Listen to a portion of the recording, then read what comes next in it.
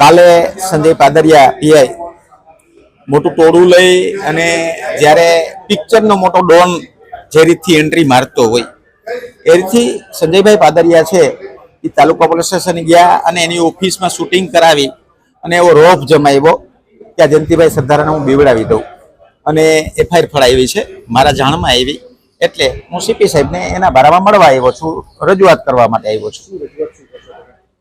હું નિર્દોષ છું, મારી ઉપર ખોટી એફઆઈઆર દાખલ કરી છે તો સાહેબ એમાં મને એફઆઈઆર રદ કરવા માટે વિનંતી. મેં ખોડલધામ વિશે એક શબ્દ બોલ્યો નથી. એ સરદારધામના બહેનોને ગાળો દેતો હતો. હવે એ માણસને છૂટવા માટેના આ બધા પેતરા છે. પોતાની ઉપર હેવી કલમ છે, હુમલો કર્યો છે, સાબિત થયું છે.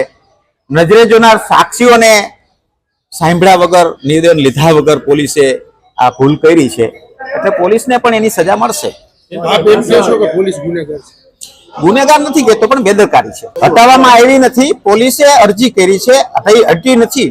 કોર્ટે એ કાયમ કલમ હતી એમને યથાવત રાખી છે.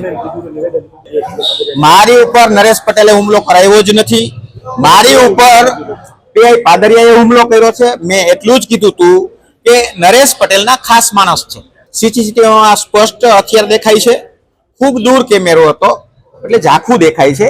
બાકી નજરે જોનાર સાક્ષીએ પરમ દિવસે નિવેદન દઈ દીધું છે. મેં ખુદે જોયું છે. ભોગ બનનાર વ્યક્તિ જો ખુદ કહેતી હોય તો એમાં બીજી શંકા કરવાનો વાત જ નથી. પોલીસ તપાસ મારા વિરુદ્ધ પુરાવા મળે અને હું સાચો ઠરું તો ધરપકડ કરે મને વાંધો નથી, પણ આ ખોટું જ ઉપજાવી કાઢેલું છે.